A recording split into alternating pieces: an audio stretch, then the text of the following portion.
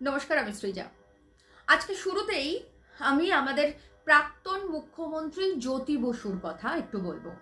আমাদের প্রাক্তন মুখ্যমন্ত্রী জ্যোতি বসু তিনি যতদিন এ রাজ্যে সবথেকে দীর্ঘদিন মুখ্যমন্ত্রী ছিলেন জ্যোতি বসু। উনি যতদিন মুখ্যমন্ত্রী ছিলেন ততদিন পর্যন্ত কোনো সিকিউরিটির ব্যবস্থা ছিল না, সিকিউরিটি উনি নিতেন না। এমনকি ওনার বাড়ির চারপাশে যতদিন উনি হিন্দুস্তান পার্কে ছিলেন ততদিন পর্যন্ত ওনার বাড়ির চারপাশে কোনো রকম কোনো সিকিউরিটি জোন ছিল না, যে কেউ ওনার বাড়ির সামনে পর্যন্ত যেতে পারতো, বাড়ির গেট পর্যন্ত পৌঁছতে পারতো। পরবর্তীতে উনি যখন সল্টলেক এরিয়ায় গেলেন, ইন্দিরা ভবনে যখন শিফট করলেন, তখন ওই এরিয়াটা ভীষণভাবে ফাঁকা ছিল। সল্টলেক এরিয়া এখনো পর্যন্ত ফাঁকা, তো সেই সময় তো ভীষণই ফাঁকা ছিল। তো সেই কারণের জন্য ইন্দিরা ভবনের সামনে গুনে গুনে ঠিক 3টে গার্ড রেল লাগানো হয়েছিল। এই যে 3টে গার্ড রেল লাগানো হয়েছিল তার জন্য এ রাজ্যে সব থেকে বেশি অসুবিধা হতো কার জানেন? এ রাজ্যের বিরোধী দলনেত্রী, তৎকালীন বিরোধী দলনেত্রী মমতা ব্যানার্জির। উনি প্রায় প্রত্যেক দিন, আপনারা যারা পুরনো মানুষ আপনাদের নিশ্চয়ই মনে থাকবে, আমি এগুলো আলোচনার মাধ্যমে জেনেছি, উনি প্রায় প্রত্যেক দিন জ্যোতিবাবুর মুন্ডপাত করতেন কেন ইন্দিরা ভবনের সামনে 3খানা গার্ড রেল লাগানো হয়েছে, তাতে নাকি মানুষের হাঁটা চলার অসুবিধা হচ্ছে।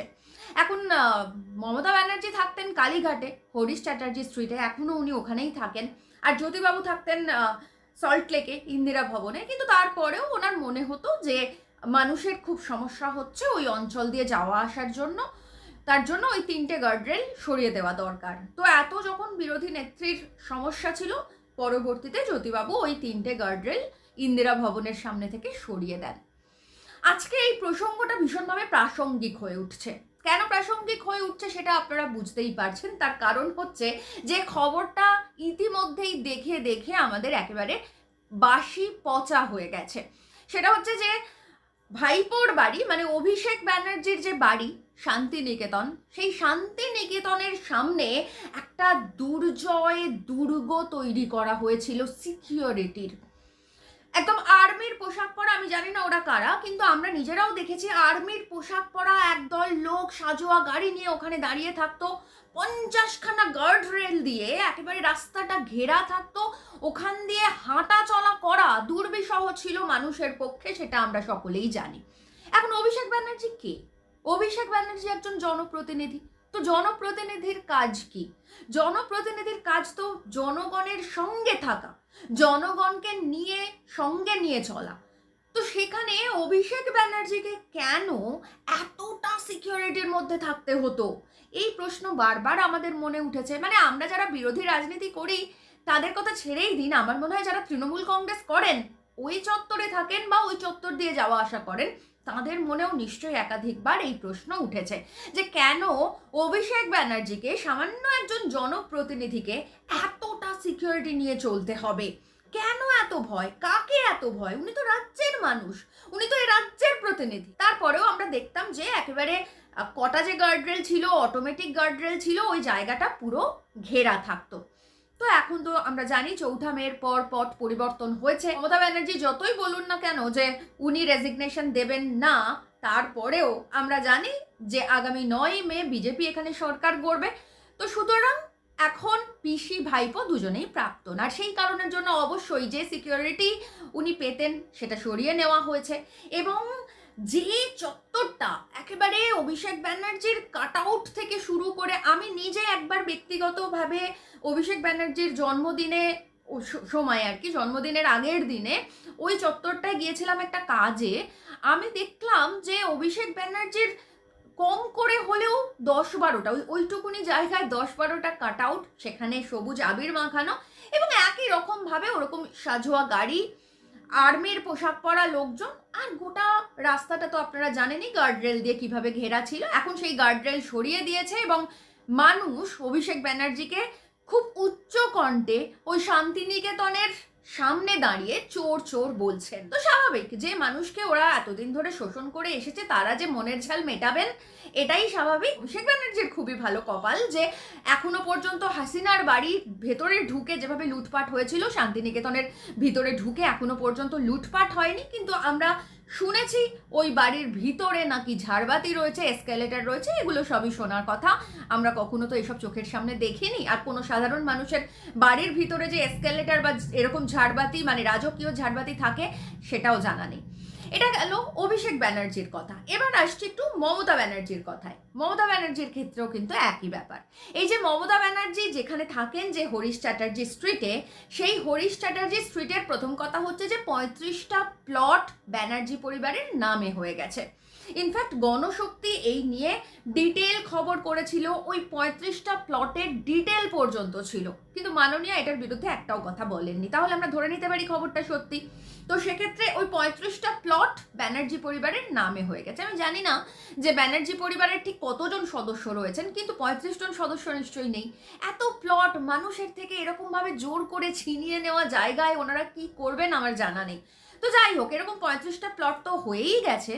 তার পাশাপাশি আমরা বারবার শুনেছি ওই অঞ্চলে যারা বসবাস করেন তারা কিন্তু বারবার অভিযোগ তুলেছেন যে যেহেতু মমতা ব্যানার্জির বাড়ি ওখানে, এবং সেই মমতা ব্যানার্জির টালির চালের যে ঘর বা বাড়ি সেটাকে সিকিউরিটি জোনে এমনভাবে মুড়ে ফেলা হয়েছে বা হয়েছিল যে সেখানে সাধারণ মানুষের জনজীবন ব্যাহত হচ্ছিল। আমরা বারবার ওই কালীঘাটের ওই অঞ্চলের মানে হরিশ চ্যাটার্জি স্ট্রিটের ওই অঞ্চলের মানুষজনের মুখে শুনেছি যে ওখানে সাধারণ মানুষের যে নাগরিক পরিষেবা সেগুলো তারা পেতেন না, পেতে পারতেন না। ওখানে সুইগি জোম্যাটো ঢুকতে পারতো না, ওখানে অন্যান্য আর যে সমস্ত পরিষেবা আর কি, এমনকি এখন তো ওষুধও মানুষ অ্যাপের মাধ্যমে বাড়িতে আনান, সেগুলো কোনো কিছু ঢুকতে পারতো না। কেন না, যে মানুষ ভোট দিয়ে মমতা ব্যানার্জিকে জনপ্রতিনিধি নির্বাচিত করেছেন সেই মানুষের জনজীবন ব্যাহত হয়ে গেছে মমতা ব্যানার্জির নিরাপত্তার কারণে। তো এই কারণের জন্য মানুষের মধ্যে দীর্ঘদিন ধরে একটা ক্ষোভ ছিল। তো এখন যখন মমতা ব্যানার্জির সমস্ত সিকিউরিটি সরিয়ে দেওয়া হয়েছে, উনি প্রাক্তন হয়ে গিয়েছেন ইতিমধ্যেই, তখন যখন ওই রাস্তাটা দিয়ে বা ওই হরিশ চ্যাটার্জি স্ট্রিটের ওই মুক্তাঞ্চল দিয়ে মানুষ যখন ঘুরে বেড়াচ্ছেন, হাঁটতে পারছেন, মানুষ বাইক নিয়ে যেতে পারছেন, গাড়ি নিয়ে যেতে পারছেন, একেবারে মুক্তাঞ্চল হয়ে গেছে, তখন মানুষ স্বস্তির নিঃশ্বাস ফেলছেন। একদিকে তো এরকম সিকিউরিটি জোন ছিলই হরিশ চ্যাটার্জি স্ট্রিটে, তার সঙ্গে সঙ্গে যেমন বললাম অভিষেক ব্যানার্জির বাড়ির সামনে সেসব তো ছিলই, তার উপরে গোদের উপর বিস্ফোরার মতো স্কাইওয়াক, যে স্কাইওয়াকটা আদৌ মানুষের কোনো উপকারে আসে কিনা জানা নেই, কিন্তু অপকারে ভীষণভাবে আসে। কারণ আমি নিজে ওখানকার মানুষের সঙ্গে গিয়ে কথা বলেছি, তারা বলেছেন স্কাইওয়াকের কারণে ওখানে যে ঘন বসতি এরিয়া রয়েছে আর কি, মানে বস্তি এরিয়া রয়েছে, যে সমস্ত মানুষ ছোট ছোট ঘরে ঝুপড়িতে সত্যি কষ্ট করে দিন গুজরান করেন, তাদের সেই ব্রিদিং স্পেসটা পর্যন্ত ওই স্কাই ওয়াকের কারণে কমে গেছে বা নষ্ট হয়ে গেছে। তাই ওখানে যে ঝুপড়িবাসীরা অত্যন্ত কষ্টে দিন যাপন করেন, খালের পাড়ে বাস করেন, ছোট ছোট ঘরে গাদাগুচ্ছের মানুষ বাস করেন, মানে সত্যিই ওনাদের দৈনন্দিন দিন যাপন অত্যন্ত কষ্টের, তাদের ব্রিদিং স্পেস নষ্ট করেছে ওই স্কাই ওয়াক। তাই ওই স্কাই ওয়াকের জন্য মানুষের সত্যি সত্যি ভীষণভাবে সমস্যা ছিল। কিন্তু কি আর করা যাবে, 15 বছর ধরে মানুষ ভোট দিয়ে চোর ছ্যাচোরদের নির্বাচিত করেছেন।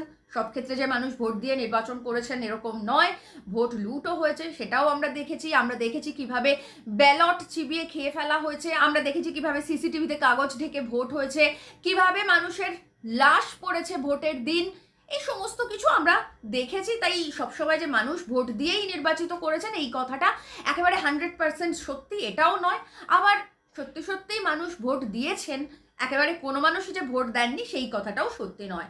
কিন্তু আপাতত যেটা বলার বিষয় সেটা হচ্ছে যে এ রাজ্যের সব থেকে দীর্ঘ সময়ের মুখ্যমন্ত্রী জ্যোতি বসু, তিনি কোনোদিন এইভাবে সিকিউরিটি জোনের ঘেরাটোপে থাকেননি, তাকে থাকতে হয়নি।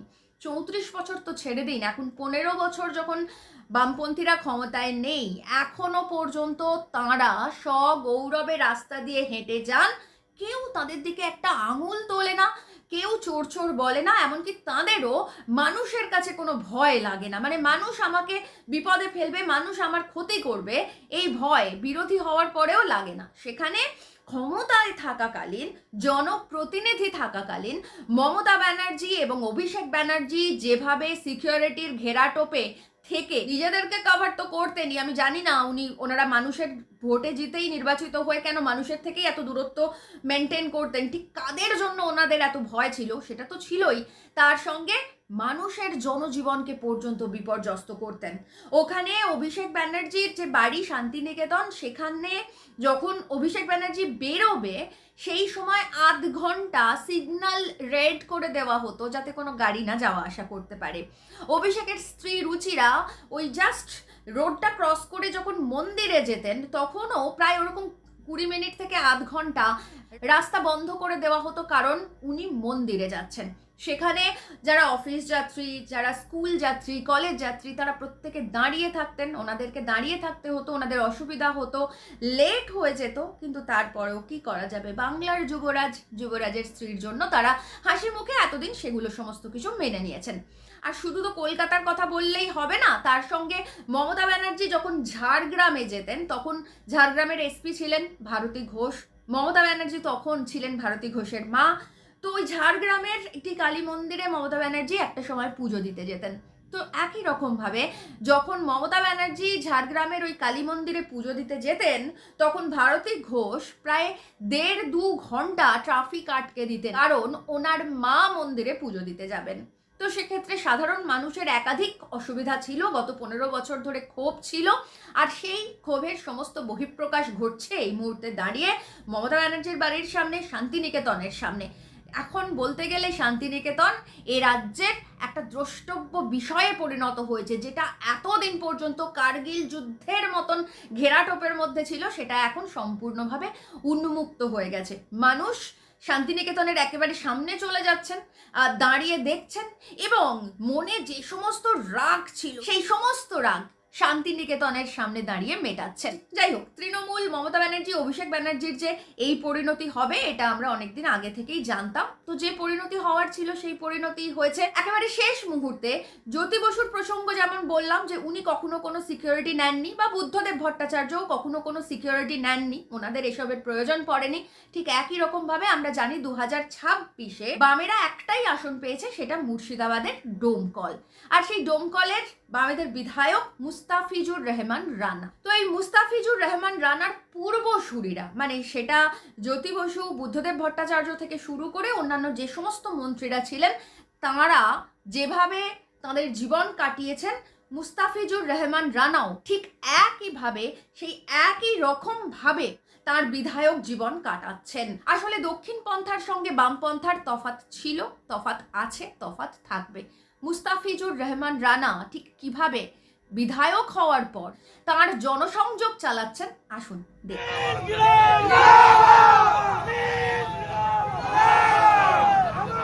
ডোমকল ব্লক সারানপুর অঞ্চলে ভোট প্রচার করেছেন, দেখতে পাচ্ছেন